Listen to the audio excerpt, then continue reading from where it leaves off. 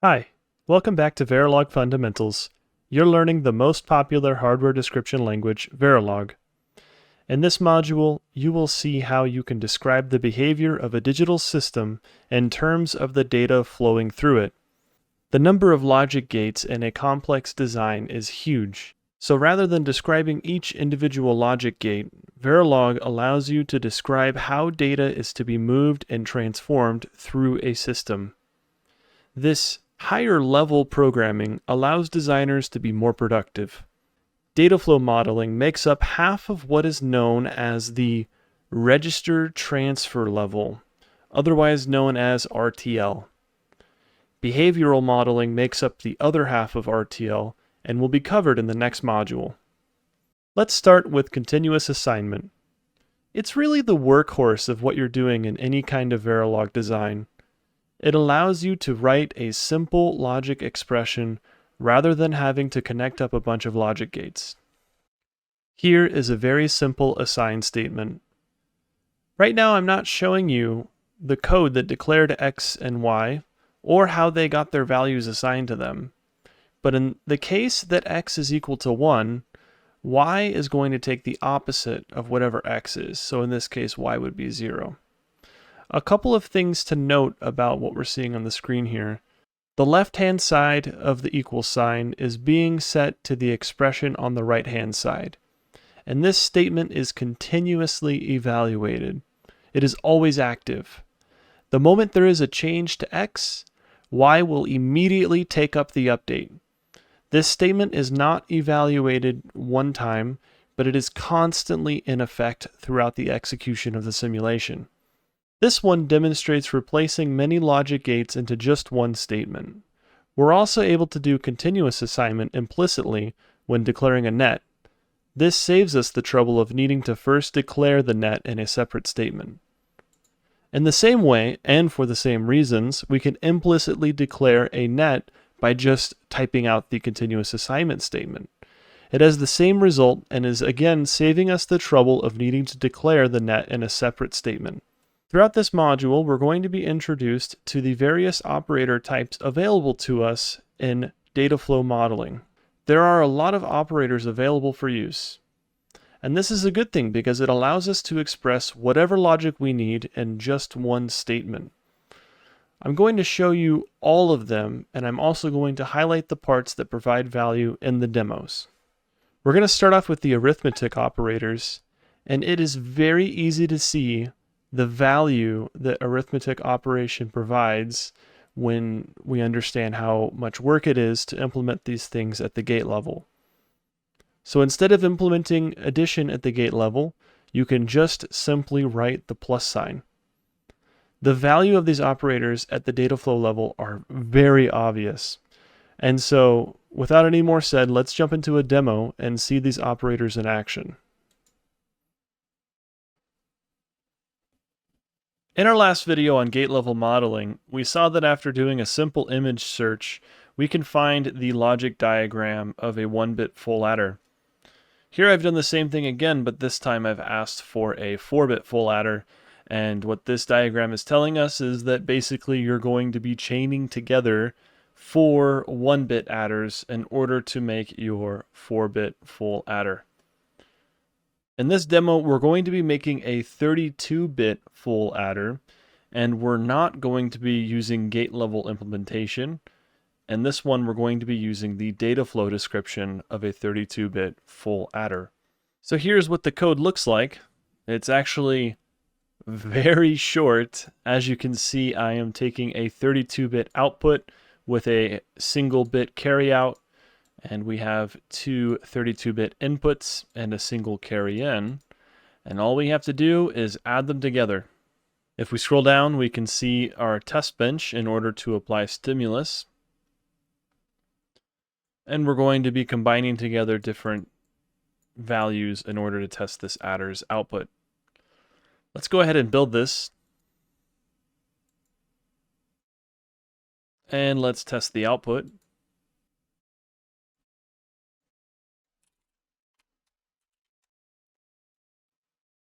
And we can see here 10 plus, that is time, The second and third columns are A and B. 9 plus 4 is 13. 1 plus 0 is 1. 64 plus 128 plus a carry is 193. 33 plus 89 is 122. 255 plus 89 is 344. Let's talk about relational operators. These operators allow for comparing magnitude. They work on single bits, and they work on vectors. They always result in a 1 if the expression evaluates to true, and they will result in a 0 if false.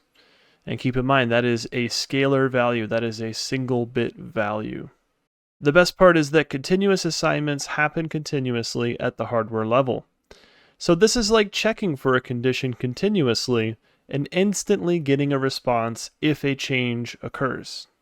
Equality operators are the same idea as relational operators. Let's see how these work in a demo. Okay, here we are looking at the code for demo number 12. What I have here is two 4-bit registers and then a bunch of wires for my outputs. These are wires for each of the different operands we're looking at. So before I get into these operands, I just want to show you that I have a monitor statement. So this monitor statement will print this string pattern, and it will replace the %b with the binary value of these variables in this list by order of appearance. So equal goes here, not equal goes here, and so on. Then down here, I am changing the value of those registers and printing that out. So let's go ahead and build this and run this. And we'll scroll back up to the top. And we can see when A is 4 and B is 3. A is 4, B is 3.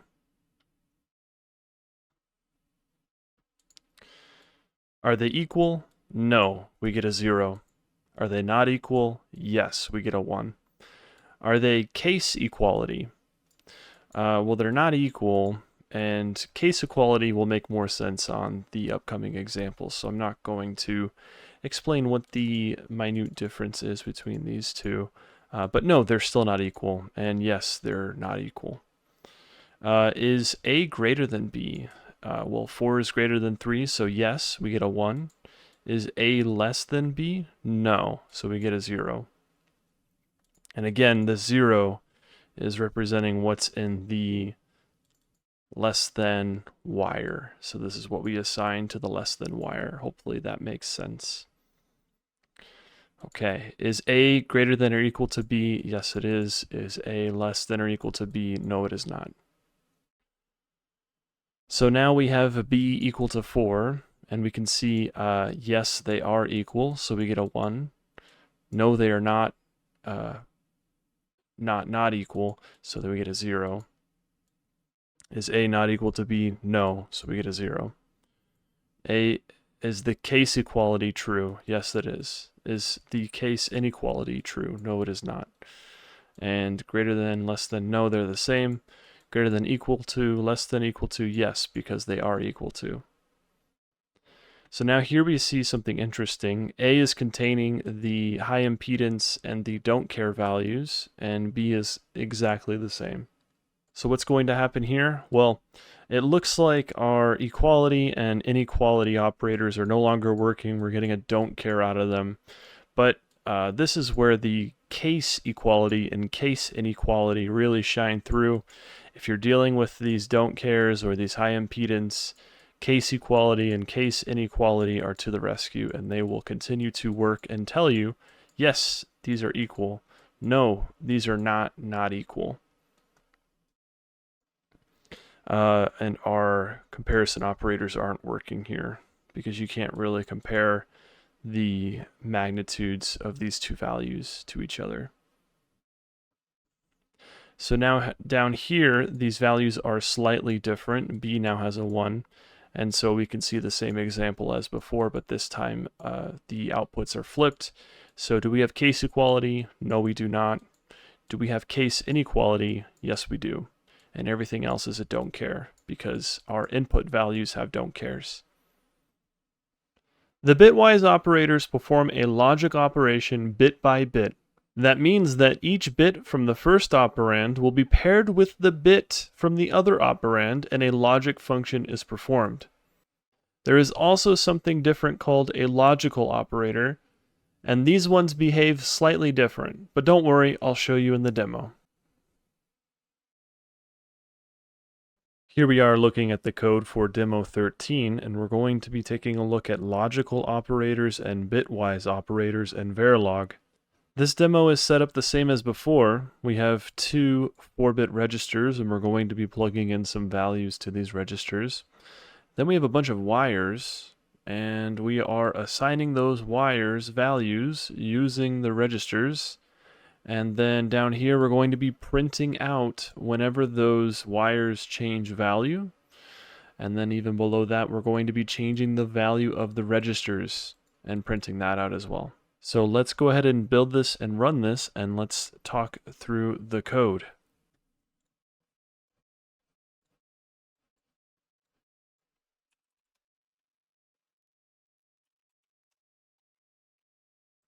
Okay, let's start at the top here. We see the same as before. A is going to start out equal to 4, and B is going to start out equal to 3.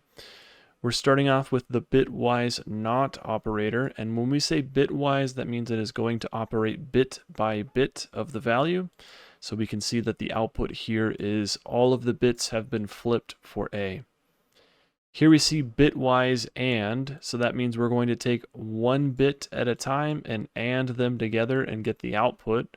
So 0 and 0 is a 0, 0 and 1 is a 0, 1 and 0 is a 0, and 1 and 0 is a 0. That's why we're getting all zeros here. Here we see bitwise OR. So 0 or 0 is still 0. 1 or 0 is 1. 1 and 0 is 1. 1 and 0 is 1.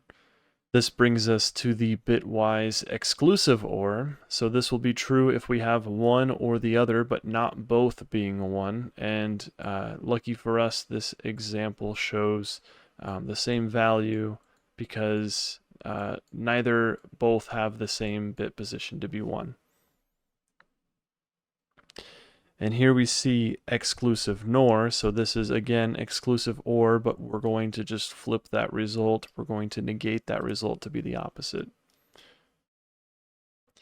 And now finally we're brought to the logic operators. So when you're taking the logical rather than the bitwise, your output will always be of length or of size 1. It's going to be a scalar value. We're not going to be having a vector here. So the other thing about logical operators is if their value is not 0, then it is logical 1. So since A is not completely zeroed out, then that means we have a logical 1. And since we're taking the opposite of that with this negation logical not, then we have a 0. Once again, carrying that precedent, since we know A is not 0 and B is not 0, we're saying basically A has something, B and B has something. Since they both have something, then we get a 1. If A has something or B has something, then we're getting a 1 here as well. And A has something and B has something. So if you're familiar with C or C++, it is very similar to how if statements in C or C++ or while loop, any conditional, that's how they evaluate their conditionals. If it's 0, it's false. If it's anything else, it's true. Here we now see B is 4 and A is 4, so they're equal. Bitwise not A is the same. Bitwise and A is different because now we have the 1 bit in the same position, so we get this value here. Bitwise OR is different because we're having A or B. But notice in exclusive OR, so we cannot have, it's going to be 0 if the 1 bit is in the same position for both values. Here we see non-exclusive OR, so it's just going to flip that output as before. Here we see logical not, so since A has something, then that is a logical 1, but we're taking the opposite of that, and that's why we get a logical 0. Logical A and B is 1, since A has something and B has something. And logical A or logical B, these are both logical 1s, and so we get a logical 1 as the output.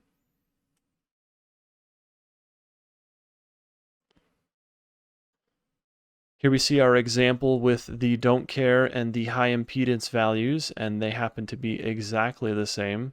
If we take the negation of A, notice that one bit got flipped, but everything else stayed as a don't care. The high impedance turned into a don't care. Bitwise A and B, once again, we have 1 and 1, so we get a 1 here. Everything else either stays or gets converted into a don't care. A or B, same situation. Everything else turned into a don't care. A exclusive or B, now we have a 0 there because these 1 bits are in the same position. And the negation of that, notice our don't cares stay don't cares because we don't know what they were before, so we still don't care about them, but the 1 bit got flipped. So here we see something interesting. If any of the bits in the operands for the logical operators contain a don't care or a high impedance, this is considered to be called the ambiguous condition, and it is normally treated by most simulators as a condition false. So let's take a look at how Icarus Verilog's simulator treats the don't cares and the high impedance.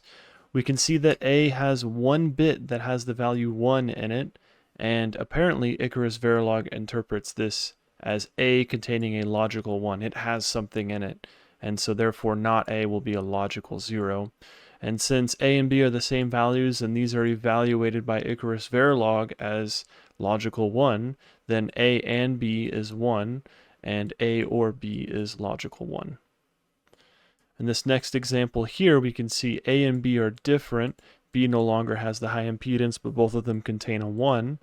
And we can go through, the same as before for the bitwise operators. We already talked through that. Let's jump down to the logical operators, and we can see same situation again. A has something just because of that 1 bit, and B has something just because of those 1 bits. And so we get logical 1s and a 0 just as before. Now we have the situation where we have don't care and high impedance, and A does not contain a 1, and B does not contain a 1, and they contain don't cares. And now we see that it's going to evaluate to the ambiguous condition. So not logical not A is they don't care, and logical and logical or is don't care. The reduction operators are a bit exotic and are not seen all the time. They perform a bitwise operation on just one operand.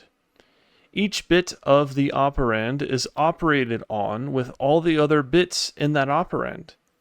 It's probably best for me to just show you an example and show you how this is useful in a demo. Okay, here we are looking at the code for demo 14, talking about reduction operators. And what I have here is a single 4-bit register that we will put different values into. And I have a wire for each of the outputs for each of the reduction operators. So here we assign each of the wires the output from the reduction operator on that register. And then we have a simple monitor statement that we've seen before. And then we're applying different values. We're applying 0, 1, 2, 3, and then something interesting that contains don't cares and high impedance. Let's go ahead and build this.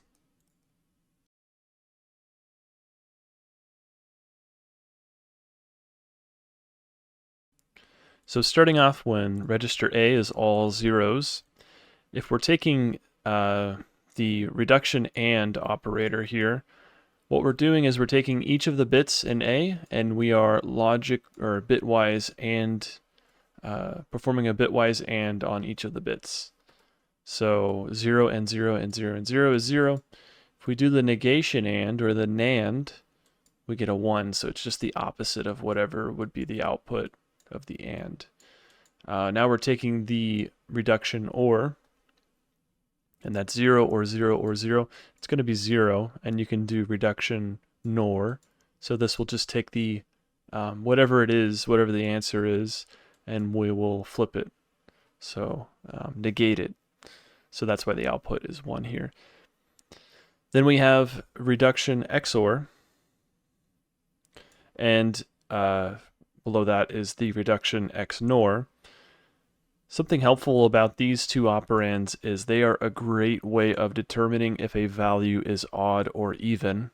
So in this case, it looks like if we have all 0, it's calling that an even number. Now a is equal to 1, so we can see that reduction and on a is still 0 because we need all of these to be 1 in order for this to be 1. This, I mean, I could see a potential for this being used as a overflow, like a overflow situation is about to occur and we need to account for that. You can also check the opposite of that case. This I could see potentially being used as a way to indicate if the register has a value or not. And once again, even or odd, the value of 1 is an odd number. Now register A has the value of 2. We can see that that is an even number, and if we wanted to, we could work through each of these examples again, but the idea is still the same. And finally, in our last case here, this is an important one. What happens if we contain don't cares or high impedance? Well, it appears that the logical AND will come down to a don't care for both NAND and reduction operators. The OR, however, since there is a single 1 value in there, that's all Bitwise OR needs to know in order to output a 1. As long as there is 1, then we can say there's 1. And that's just going to be the opposite of this one. The XOR and XNOR are both saying don't care. Bit shifting is very helpful. The shift right and shift left move all the bits in the vector to the left or the right, and they insert a 0. Shifting to the right is equivalent to dividing by 2, and shifting to the left is equivalent to multiplying by 2. The arithmetic shifts will preserve the sign bit of a vector, and it's a little bit tricky to understand how to get that to work, but of course, let's see it in a demo. Okay, here we are in demo 15 looking at the code here. We're going to be taking a look at the shift operators. And what I have here is I have a register called A and a register called N. N is going to contain how many, the quantity or the number of times we're going to be shifting by. And then A is going to contain a value, and we'll see that that value will change on the output.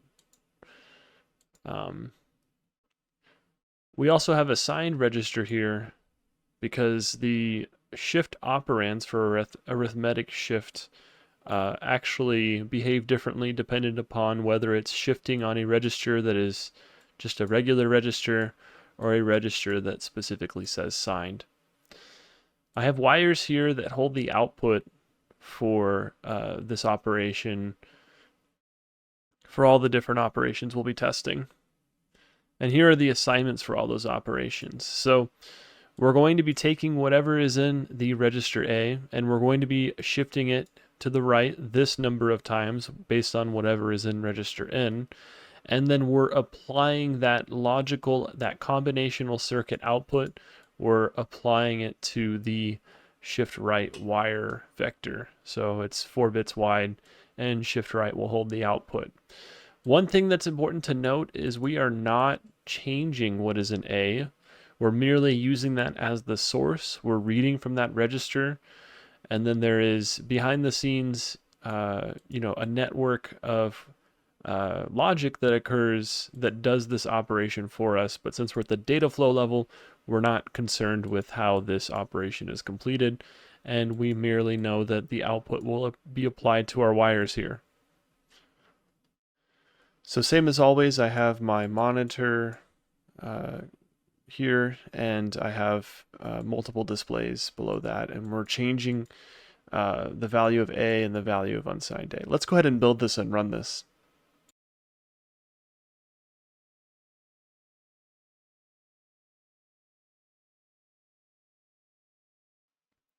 So let's go through these outputs one by one. We can see that A in signed A are both 0.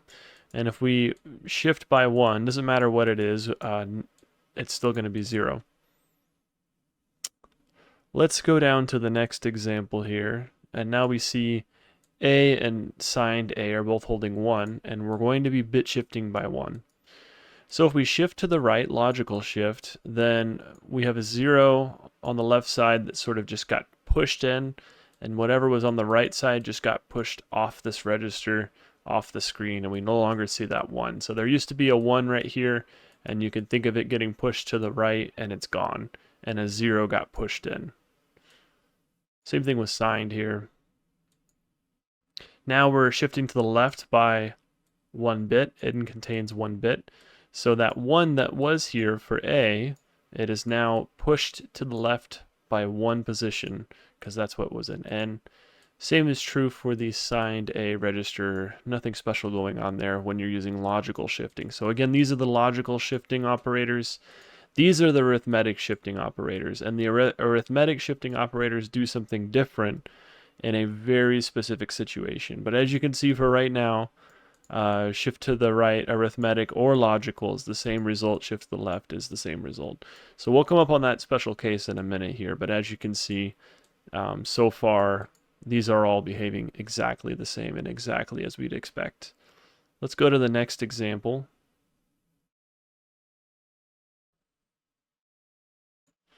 So now we see A is 2 and signed A is 2, and we're still shifting by 1 bit. We can see that 2 turned into 1, 2 turned into 1, or 2 turned into 4, and 2 turned into 4 for logical. Notice that a 0 is getting bumped in depending upon the direction we're shifting from. Same thing with the arithmetic. We still haven't seen that special case yet. We're still just bumping in a 0 and pushing everything else down, and if you're at the edge, you sort of just get bumped off and forgotten about. Here we are looking at 3, and 3 has the same idea. You're welcome to look through this yourself on your own time, but again, it's behaving exactly the same way.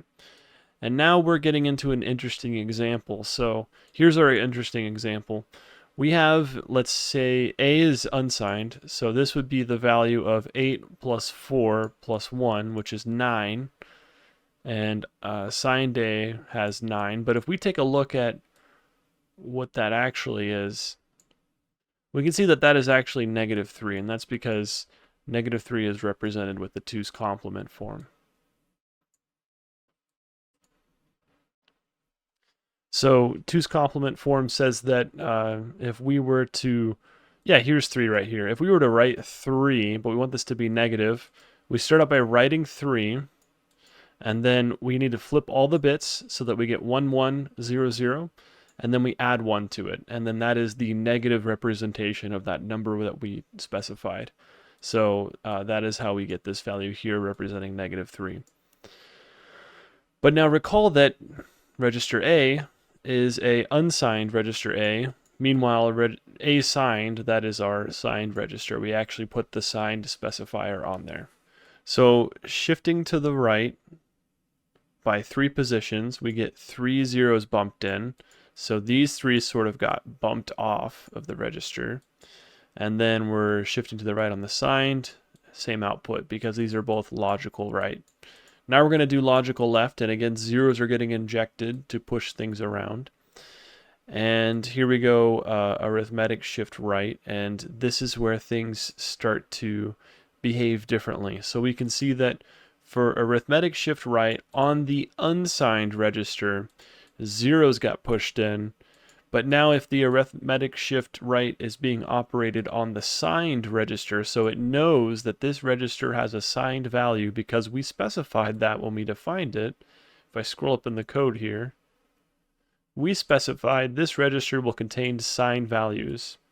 And so the arithmetic shift sees that and it says, oh, well, if we're going to shift to the right, I need to actually shift in some 1s and not some 0s. Because they actually care about what the signed value of this register is. So we're going to maintain the 2's complement form. And then for arithmetic shift left, arithmetic shift left is still going to always behave the same as logical shift left. So zeros get bumped in no matter what, and there is no edge case. And then we can see down here when we put unknown values or high impedance values, let's take a look at what happens. So we're shifting by 2 positions. Logical shift right, 2 zeros get pushed in, everything gets bumped down. For assigned register, same output. Now we're shifting to the left by 2, so 2 zeros get pushed in from the right to the left, and things all get pushed up off of the register. And they're gone and they're forgotten about. Here we are with the arithmetic shift, and since we're shifting to the right, 2 zeros get pushed in, and here we are operating on the signed register this time, and instead of putting in zeros, we put in more unknowns, so the unknown got propagated. And lastly, we can see arithmetic shift left is still behaving exactly the same as shift left. So here we are looking at the IEEE standard 1364-2005, and this is the standard for the Verilog language. And if we do a find here on arithmetic shift, we can see this paragraph explain clearly how each of these different types of shifters or these shift operations should perform and behave. And specifically, it gets into the details of arithmetic shift right shall fill the positions with zeros if the type is unsigned. And it shall fill vacated bit positions with the most significant value, i.e. the signed bit of the left operand if this type is signed. So basically it's saying if it knows the type is signed, then you should maintain the signed bit of that signed register or operand. And just to make it really clear, if we click on their link to this example here, it shows us, this is the big difference. If you say reg A, then we're going to treat this as unsigned. But if you actually specify signed, then you get that signed behavior of the arithmetic shifter. So that is a important thing to be aware of. As we wrap up here, we only have a couple more operators to talk about. Concatenation is useful for combining bits of vectors together into a new vector. And replication expands on concatenation and allows you to repeat vectors X number of times. Finally, the conditional operator, otherwise known as the ternary operator from the C programming language. This operator allows you to check a signal and conditionally assign 2 different signals to the output depending upon that condition. And we'll see it in a demo. Okay, here we are looking at the code for demo 16. In this demo, we're going to be taking a look at the multiplexer again, but this time we're going to be using the Dataflow modeling rather than the gate level modeling. So in this example, instead of just single bit inputs, we're actually using registers that contain 4 bits each. So we have A and B as input, and we have a single bit. This is a 2-to-1 multiplexer, so 2 inputs, and there's going to be 1 output. And with that said, we need just a single bit to control selecting between the 2 inputs. And then we have a 4-bit output. So already this twist right here is making it a little bit more complex than what was done at the gate level modeling, and as a matter of fact, implementing a 4-bit wide bus at a gate level might be a little bit tedious. So here's what it looks like in the Dataflow modeling. We have our assign statement. We're assigning to the output, and we are saying key off of the S input, or sorry, the select signal. And if it's true, then we'll select A, and if it's false, then we'll select B. True being 1 and false being 0. So same as before, we have our monitor and we have our displays, and we are going to be feeding in some inputs. So we can see that A is going to be 5 and B is going to be a value containing unknowns and containing high impedance, and there's also a 1. And this just helps us quickly distinguish between when we're looking at A and when we're looking at B. And then from here on out in the simulation, we just toggle S. So let's go ahead and build this and run this.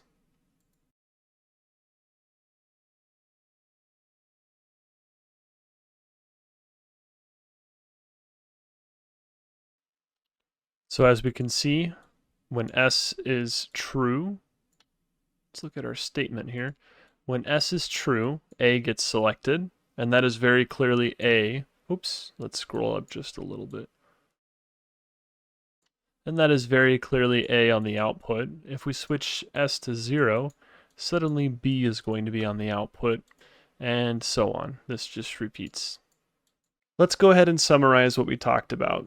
Continuous assignments allow us to be very productive when writing Verilog, and it saves us a lot of hassle compared to what we have to go through when writing at the gate level. We're able to implement lots of different Boolean logic functions using the continuous assignment statement, otherwise known as keyword assign. We've looked at all the operator types that are available, and we've seen examples on how they might be useful with our demos. One that is my favorite is checking for parity using the reduction operators XNOR or XOR. This has a lot of important applications.